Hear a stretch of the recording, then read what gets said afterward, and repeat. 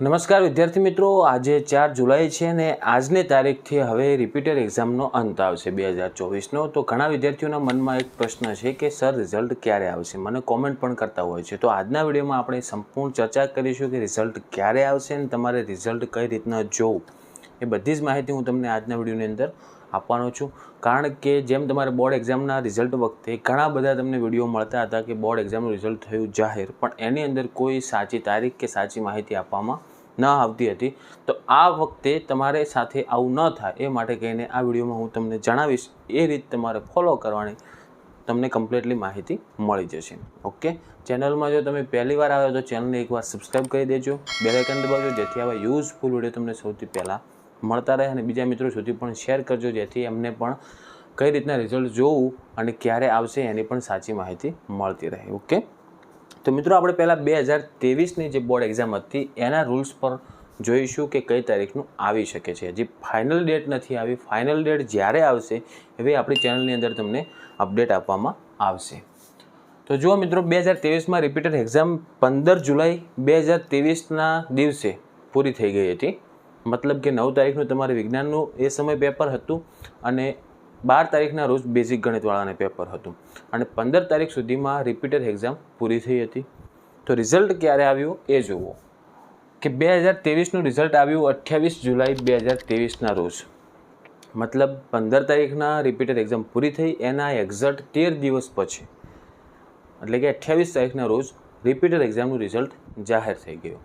તો હવે આપણે આજના સમયમાં જોઈએ તો આજે 4 તારીખના રોજ રિપીટર એક્ઝામ પૂરી થાય છે, તો એની અંદર 13 દિવસ ઉમેરો અથવા 15 દિવસ ઉમેરો તો 19 જુલાઈ સુધીમાં તમારું રિઝલ્ટ આવી જશે।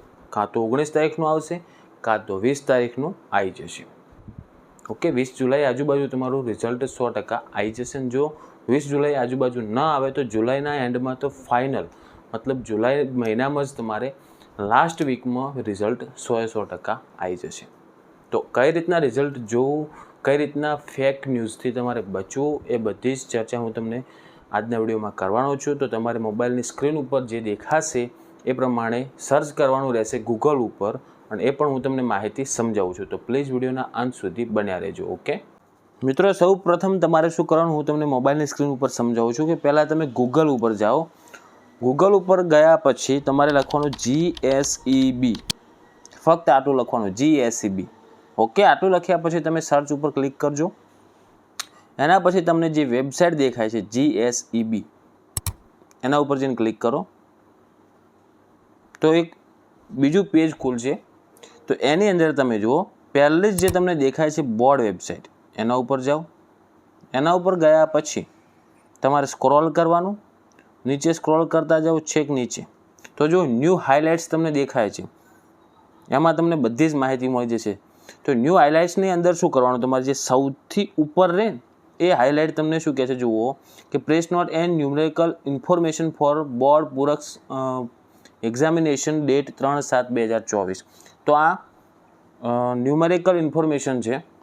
તો આની જગ્યાએ તમારે શું આવશે કે પૂરક પરીક્ષાનું રિઝલ્ટ કે બોર્ડ એક્ઝામ રિઝલ્ટ જે લખેલું હોય રિપીટર એક્ઝામ રિઝલ્ટ, એ માહિતી આવશે ને એના ઉપર ક્લિક કરશો તમે તો એ તમારે ડાઉનલોડ કરવાનો ઓપ્શન આવશે PDF દ્વારા। તો તમે ડાઉનલોડ કરી દેજો અને તમને આખી માહિતી મળી જશે। જુઓ, જેમાં આપણે ન્યુમેરિકલ માહિતી હતી આ ડાઉનલોડ થઈ ગઈ, એવી જ રીતના રિઝલ્ટ રિલેટેડ જે ઇન્ફોર્મેશન આવશે એ ડાઉનલોડ થઈ જશે। ઓકે, તો યાદ રાખજો, પહેલાં ગૂગલ ઉપર જવાનું, પછી GSEB સર્ચ કરવાનું, એના ઉપર જે પહેલી જ વેબસાઇટ દેખાય એના ઉપર ક્લિક કરજો। એની અંદર બોર્ડ વેબસાઇટમાં જજો અને બોર્ડ વેબસાઇટમાં તમારે આ જો બોર્ડ વેબસાઇટ લખેલ છે, એમાં જ્યાં પછી તમારે ડાયરેક્ટ સ્ક્રોલ કરી નીચે જોવાનું ન્યૂ હાઇલાઇટ્સ કઈ છે। સૌથી ઉપર જે હાઇલાઇટ્સ બતાવશે એ તમને રિઝલ્ટ લગતી જ બતાવશે। તો તમારે બીજે ક્યાંય સર્ચ કરવાની જરૂર નથી, ડાયરેક્ટ તમે આ રીતનું કરજો, તમને સાચી માહિતી મળી જશે।